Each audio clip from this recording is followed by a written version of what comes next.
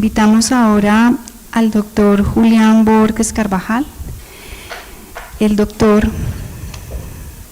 Julián Borges es doctor en filosofía de la Pontificia Universidad Javeriana, sede Bogotá, con su tesis ¿Qué es la enfermedad? Una propuesta frente a la pregunta por la identidad de las enfermedades. Es magíster en filosofía con énfasis en filosofía de la ciencia y epistemología de la Universidad de Caldas, con su tesis La revolución epigenética y sus implicaciones para la teoría de la evolución por selección natural. Médico y cirujano de nuestra alma mater, Universidad de Caldas. Sus áreas de actuación y experticia y competencia: filosofía de la ciencia, filosofía de la biología, filosofía de la medicina y bioética. El doctor Julián tiene varias publicaciones en diferentes revistas académicas especializadas. Los invito a revisar su hoja de vida. También tiene publicaciones en capítulos de libros y otra serie de publicaciones. Actualmente el doctor es docente en la Universidad del Rosario y también ha sido docente en otras universidades aquí en la ciudad, como nuestra Universidad de Caldas y la Universidad Autónoma de Manizales. También ha sido médico asistencial y ha tenido cargos administrativos desde la parte asistencial. Es de resaltar en el doctor Julián que recibió grado con honores summa cum laude de su doctorado en filosofía por la Pontificia Universidad Javeriana, sede Bogotá. También recibió la Orden al Mérito Académico Javeriano por ese doctorado en filosofía. Recibió igualmente mención meritoria por su tesis de maestría y fue finalista en el 4º concurso internacional de relato erótico. Ha sido conferencista y con varias presentaciones en diferentes eventos académicos y bueno, una extensa hoja de vida. Doy la bienvenida al doctor Julián. Siempre es grato, doctor Julián, que estés con nosotros aquí en nuestra Facultad de Ciencias para la Salud. Gracias, Natalia. La presentación del doctor Julián es Una historia del dolor, arte, empatía y el alma de la medicina. Bienvenido.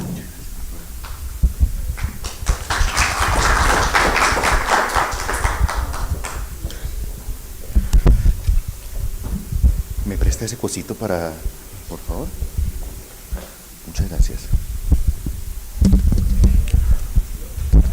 Muy buenos días, ¿cómo están? Muchas gracias por su asistencia, gracias por estar aquí y un saludo a los que nos siguen por nuestros canales virtuales. Muchísimas gracias a la Academia de Medicina por esa cordial invitación, al doctor Ocampo, al doctor García, a la doctora Claudia, al señor decano, al doctor Mejía, a todos ellos pues que siempre hacen posible este espacio y por todas las atenciones que han tenido con los conferencistas que venimos de otros lugares, y gracias a la doctora Claudia por esa presentación tan amable y tan extensa. Es más la amabilidad de la doctora Claudia lo que quedó ahí que otra cosa.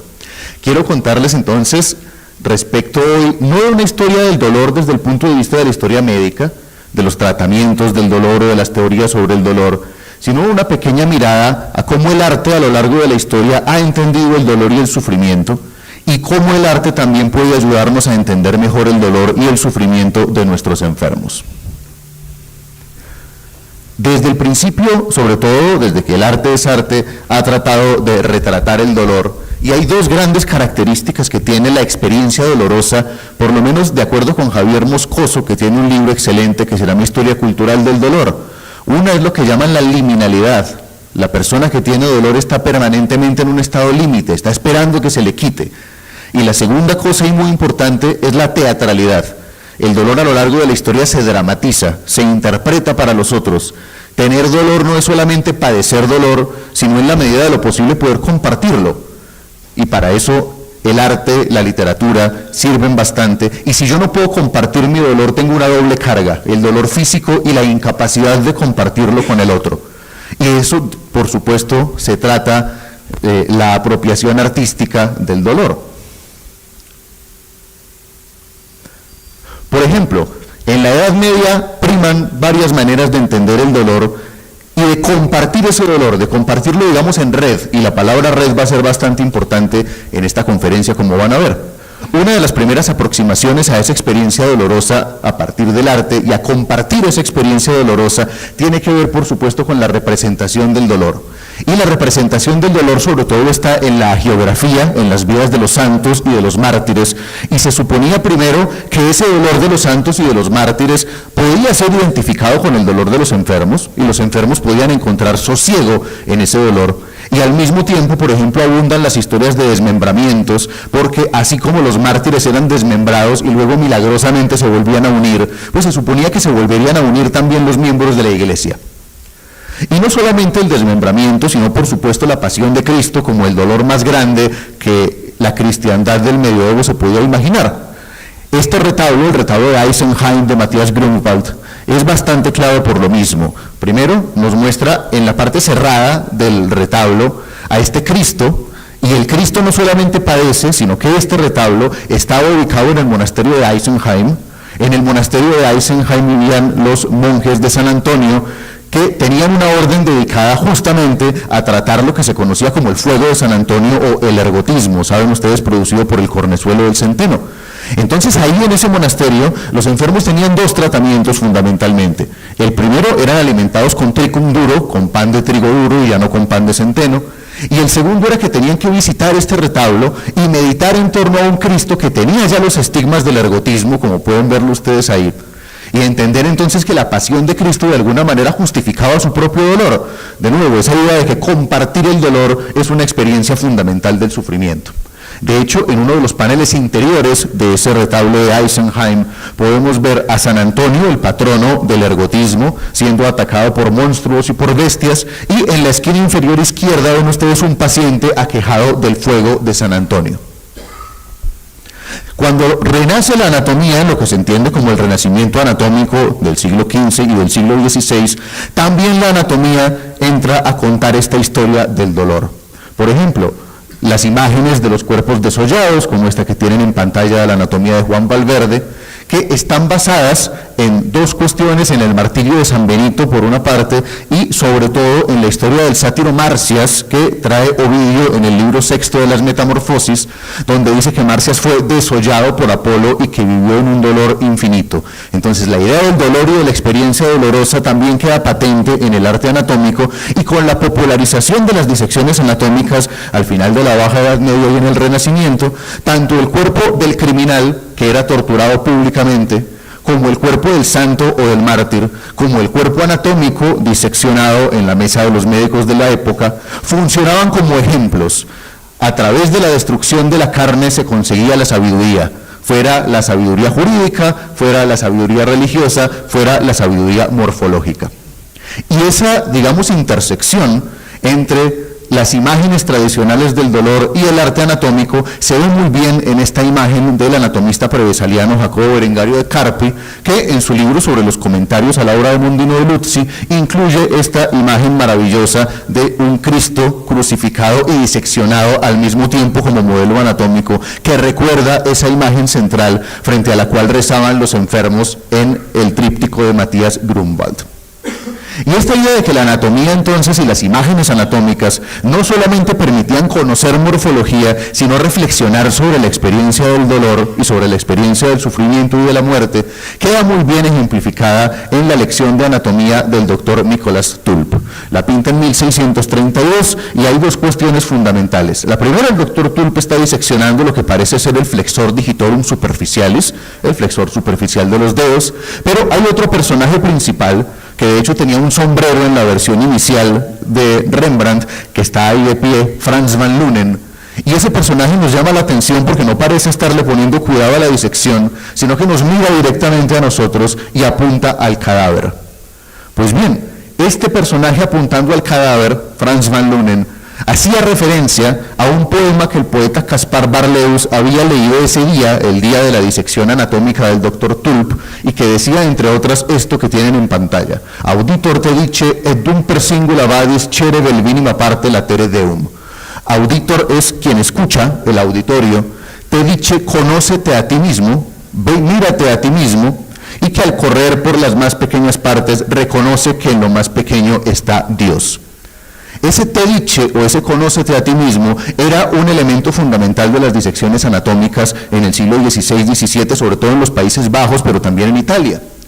Los médicos leían al principio poemas o textos refiriéndose a que ese cadáver del fallecido íbamos a ser todos los que estábamos viendo la disección. Conócete a ti mismo, eres un ser mortal como este cadáver que tienes al frente, y el dolor que sufrió, porque recuerden que la mayoría de los sujetos destinados a disecciones eran criminales que habían sido muertos la noche inmediatamente anterior, pues ese padecimiento de quien fue ese cadáver será también el padecimiento tuyo. Entonces la anatomía servía para enseñar morfología, pero también servía para enseñar empatía, como la doctora Natalia mencionaba ahorita, y para enseñar tanatología.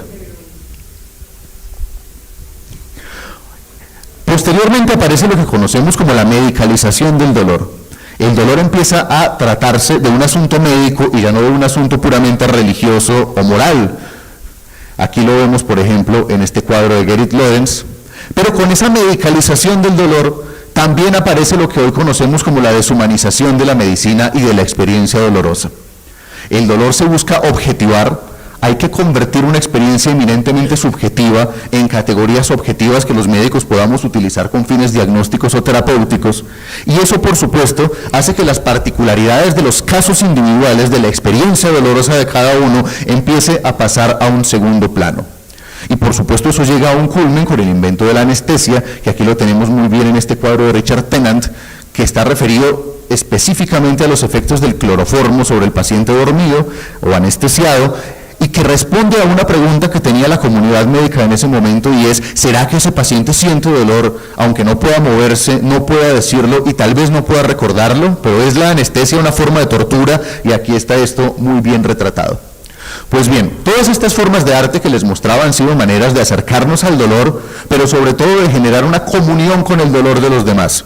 El dolor religioso, la pasión de Cristo o de los mártires, que de alguna manera le daba sosiego a los cristianos que tenían dolor, los doloridos del medioevo que podían verse de alguna manera reflejados en los cadáveres, los médicos que se veían obligados a reflexionar sobre su propia mortalidad durante la lección de anatomía, porque recordemos que la palabra autopsia significa ver por nosotros mismos, pero también significa vernos a nosotros mismos, y por eso esa palabra se populariza en la Holanda del siglo XVII y aparece muy bien en el cuadro de Rembrandt que les había mostrado. Pero esta idea empieza a pasar a un segundo plano con lo que llamamos la medicalización del dolor, que está muy bien porque cada vez encontramos nuevas maneras de diagnosticarlo y de tratarlo, pero pasa a un segundo plano de tal suerte que hoy no tenemos imágenes públicas que hablen de la experiencia del dolor. Pasa muy parecido a como el doctor Mejía relata en La muerte y sus símbolos. No hay imágenes públicas que nos hablen de la experiencia de la muerte. Dice el doctor Mejía: la calavera ha quedado relegada a los frascos de veneno. Del mismo modo, no tenemos imágenes públicas que nos permitan esa comunión con el dolor del otro, aunque hay algunos artistas que se dedican, por supuesto, a pintar el dolor. Y el dolor o la experiencia dolorosa cada vez está más relegada a los hospitales, a las unidades de cuidado intensivo, a sitios que están ocultos para la mirada del público. El doctor Melguizo nos va a hablar en un momento justamente de la humanización en una unidad de cuidado intensivo, que es un lugar donde literalmente hay más máquinas que pacientes. Y esa, digamos, sobremedicalización de la experiencia del dolor ha tenido, por supuesto, problemas que nos competen. Dice la doctora Lisa Sanders en este libro que tienen en pantalla: sabemos que el 80-90% de los diagnósticos se pueden hacer precisamente apelando exclusivamente a la historia clínica del paciente, apelando al interrogatorio del paciente. Sin embargo, cada vez interrogamos menos a nuestros pacientes. El promedio son 16 segundos, lo que se demora un médico en interrumpir a un paciente, a veces solamente 3 segundos. Después de que lo interrumpe, la mayoría de la gente dice no poder volver a contar la historia, y más del 50% de los casos muestra una diferencia entre el motivo de consulta para el paciente y para el médico. Escuchamos tan poco que ni logramos ponernos de acuerdo en por qué vino esa persona que tenemos al frente. Y por supuesto esa deshumanización de la medicina, en la que cada vez dependemos más de métodos diagnósticos y de tecnologías muy útiles, pero que nos han alejado de la conversación con el paciente y de compartir ese dolor, lleva a resultados que conocemos. Aumentan los malos diagnósticos, aumentan las demandas por mala praxis y los pacientes cada vez se sienten más relegados del acto médico.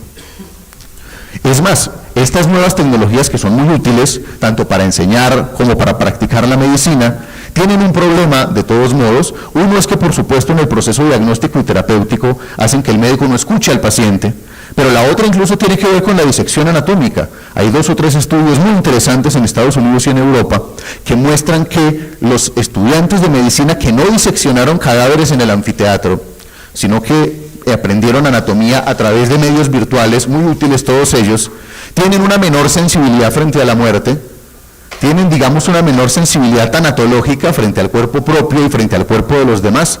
Entonces la enseñanza de la morfología al pie del cadáver, como indicaba Rembrandt en la lección de anatomía, no solamente es una manera de aprender morfología, sino también de aprender algunas cosas sobre la esencia humana y el famoso memento mori, o acuérdate de la muerte, recuerda que morirás, que finalmente está en la base de la práctica médica. ¿Qué hacemos entonces para recuperar esas redes de sentido perdidas que el arte en algún momento puso sobre la mesa respecto del dolor nuestro y el dolor de los demás? Bueno, por una parte tenemos ya unas redes constituidas, y son redes neuronales que ustedes conocen muy bien. Recordarán ustedes que en el año 96 el doctor Giacomo Rizzolatti y su equipo descubren las llamadas neuronas espejo. Hoy hay neuronas espejo en distintos lugares identificados del cerebro, lo descubre primero en macacos, en seres humanos también está confirmado, y que permiten justamente trazar redes de imitación a la conducta del otro. Lo que hacen las neuronas espejo es que nos permiten imitar la conducta de la persona que tenemos al frente, probablemente una adaptación evolutiva para saber si quien teníamos al frente es amigo o enemigo, pero esa imitación natural y neurológica de la conducta del otro nos permite llegar a un concepto que la doctora Natalia estaba mencionando hace un momento, y es el concepto de empatía. ¿Cómo me pongo en los zapatos del otro? Tenemos un aparataje neurológico que nos permite hacer eso, unas redes neuronales de la empatía. La segunda red, además de estas redes de neuronas espejo, que tenemos que volver a tejer, es una red de historias, un telar de historias. Ustedes sabrán que mucho de la literatura moderna, y sobre todo de la oralidad, nace justamente con las mujeres que tejían, y por eso hablamos de los telares, del tejido, del hilo de la historia, y por eso la doctora Rita Charon, médica internista y además experta en literatura, se inventa lo que conocemos como medicina narrativa. ¿Qué es la medicina narrativa? Entender la empatía ya no solamente como ponerse en el lugar del otro, sino como construir la historia del paciente al ritmo de lo contado. ¿Cómo hacemos para que el paciente pueda contar su historia sin ser interrumpido, como les decía ahorita, o por lo menos no excesivamente, y dejarle contar su historia, su propia percepción de la enfermedad y de su dolor? No solamente permite hacer buenos diagnósticos, con mucha frecuencia reinterrogando al paciente y guardando un poco de silencio, encontramos la respuesta al diagnóstico que nos era elusivo, sino que nos permite entender cuál es el sentido de la enfermedad para esa persona que tenemos al frente y hacer una mejor medicina. Cuando nos limitamos a un interrogatorio, en el sentido de preguntas de sí o no, previamente establecidas para llegar a un diagnóstico, nos pasa lo que decía el doctor Michael Balint, uno de los padres de lo que se conoce como medicina centrada en la persona. Cuando solo hacemos preguntas, solo obtenemos respuestas. Susan Sontag publica en los años 70 este libro, La enfermedad como metáfora, o La enfermedad y sus metáforas, como se tradujo al español, y nos cuenta una cosa interesante. Por encima de la experiencia física o fisiológica de la enfermedad, tenemos la experiencia metafórica de la enfermedad. Las enfermedades se viven como metáforas, se viven asociadas a imágenes culturalmente determinadas sobre qué es una enfermedad y qué es la salud. Y en ese sentido, por ejemplo, tenemos la tuberculosis de principios del siglo XIX, cuando se entendía o se romantizaba lo que aprendimos como belleza alabastrina, lo que está en los textos de Novalis, de Dickens, de Mann, en La María de Jorge Isaacs. Tenemos la idea de que el cáncer es una enfermedad que les da a las personas constreñidas o estreñidas emocionalmente, y ese tipo de metáforas asociadas con la enfermedad generan, dice Sontag, mucho más sufrimiento que la enfermedad misma. Entonces hay que tratar de desmitificar la enfermedad, pero para desmitificar la enfermedad necesitamos que el paciente la pueda narrar y que nosotros también le compartamos nuestra narración como médicos y construir ese telar de sentidos conjunto que nos permite explorar nuestras propias metáforas y nuestros propios prejuicios. Por ejemplo, en la Mesopotamia antigua, aquí un par de imágenes de la epopeya de Gilgamesh, Recordarán ustedes que se hacían interrogatorios médicos porque se creía que la enfermedad era producto de un tabú, de la violación de una norma moral. Shertu era la palabra para enfermedad y Shertu también significa pecado. Entonces los médicos le preguntaban a los pacientes si habían cometido una serie de faltas porque se supone que reconocer el pecado era igual a empezar el camino de la curación. Hoy nos parece absolutamente absurda esta idea de que la enfermedad es producto de un pecado o de una falta moral, una cuestión absolutamente arcaica, pero en la práctica contemporánea lo seguimos viendo. Yo trabajé una vez con un psicólogo que a los pacientes oncológicos les preguntaba: ¿y usted cómo se ganó su cáncer? Creer que los pacientes son culpables de la enfermedad y que encima del dolor, de las náuseas, de la quimioterapia, tienen que cargar con la culpa de tener una enfermedad por ser unos estreñidos emocionales, como decía Sontag, es una carga adicional que necesitamos eliminar de la enfermedad, y solo podemos hacerlo preguntándole al paciente cómo percibe su propio padecimiento, qué metáforas tiene asociadas a ese padecimiento y también qué metáforas le asociamos nosotros, que somos agentes activos y no pasivos en esa relación médico-paciente. El arte entonces nos permite justamente esas redes de sentido de comunicación, no solamente la escritura de un texto o la oralidad en la medicina narrativa, sino la expresión a través de las artes plásticas y de las artes figurativas. Es una manera de compartir el dolor y, como les decía al principio de la charla, el dolor es siempre teatral. Para vivirlo completamente necesitamos compartirlo con los otros. El arte nos permite entrar en el mundo del otro, que finalmente es lo que queremos hacer como médicos. Aquí tienen ustedes en esta imagen a Chuck Close, un pintor norteamericano fallecido recientemente, y Close sufría prosopagnosia. Recordarán ustedes, no podía identificar rostros. Por supuesto que podía ver las partes de los rostros, pero no podía identificarlos como la cara de alguien. Eso nos resulta inimaginable. ¿Cómo entrar en la cabeza de un enfermo con prosopagnosia? Es algo parecido a lo que decía Thomas Nagel, el gran filósofo del siglo XX. No podemos saber cómo es ser un murciélago. Es inconcebible cómo sería tener un sistema de ecolocalización como el que tienen los murciélagos. Entonces Close se dedicó toda su vida a pintar retratos y a tratar de acercarnos a una manera disgregada y extraña que él tenía para ver rostros. El arte, la literatura, como maneras de entrar en el mundo del otro, como maneras de construir esas redes neuronales y redes narrativas, que son lo que llamamos empatía. Los hipocráticos tenían estas dos palabras respecto de su pronóstico o prognosticain, es decir, cómo le iba a ir al paciente con esa enfermedad, y decían: hay enfermedades de tecné, o sea, susceptibles de manejo por técnica médica, o de tiqué, que también significa necesidad azarosa, pero también hay enfermedades de ananqué, que significa necesidad fatal. ¿Cuál era la diferencia entre estas dos? Las enfermedades de tiqué o de tecné se podían tratar, pero las enfermedades de ananqué no se podían tratar, iban a ser mortales. La necesidad fatal, la fatalidad que se cierne sobre los seres humanos y que ya los hipocráticos sabían identificar para no hacerle falsas promesas a la gente. Aquí tenemos el famoso árbol de Hipócrates, bajo el cual supuestamente Hipócrates daba clase en la vieja cos de 4 siglos antes de la era cristiana. Pues bien, este concepto de ananqué o de necesidad, que aquí está pintado en una edición contemporánea de la República de Platón, no era aparentemente ananqué una persona, aunque se la describe como la diosa de la necesidad o la diosa de la fatalidad. Parece que ananqué era una red, y eso dicen los poemas órficos. Era una red que unía absolutamente todo lo que existe, y era la red que nos hace a todos mortales, era la red de la fatalidad, de lo que tiene que ocurrir, de la ananqué en el mundo médico. Pero dice Andrés Sheklik, médico internista, inmunólogo, escritor, músico, también fallecido recientemente, que esa red, esa ananqué, no solamente era la fatalidad, que todos nos vamos a morir porque estamos hechos de la misma urdimbre, sino además era la red que nos unía con nuestros congéneres. Y dicen los griegos clásicos que en ciertos momentos esa red que nos une con los demás se podía hacer visible. A veces cuando se estrecha, cuando aprieta, cuando llegan los momentos de crisis o de dolor y nos damos cuenta de la fatalidad, de que nos vamos a morir, pero a veces también cuando esa red suelta sus lazos y nos enteramos de nuestra conexión con los otros seres humanos. Como decían los griegos que se podía ver esa red o esa ananqué que une todo lo que existe, la red de la necesidad. Por ejemplo, en los ritos místicos, en los momentos muy especiales de los seres humanos y en el encuentro entre el médico y el paciente. Cuando el médico y el paciente se encuentran, nos damos cuenta de que estamos hechos de la misma urdimbre, de que estamos hechos de materia, podemos ver esa ananqué esa red que nos recuerda que nos vamos a morir, pero que somos primos hermanos de toda persona que tenemos al frente, y eso está debajo justamente de la relación médico-paciente. Y eso nos recuerda además lo que la doctora Natalia decía, y es que nosotros también somos no solamente mortales, sino frágiles en ese momento y susceptibles de fragilidad.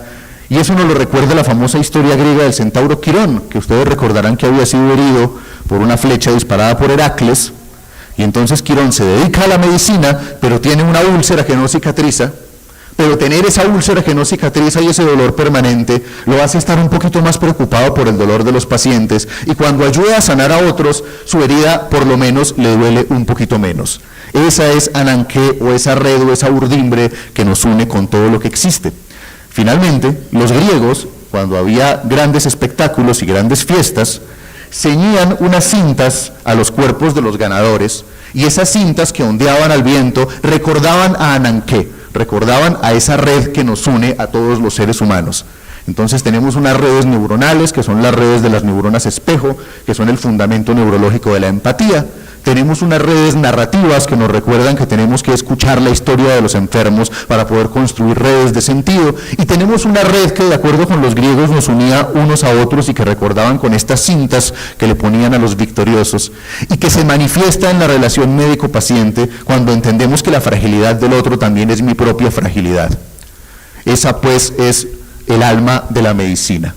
Muchas gracias por su atención, muy amables.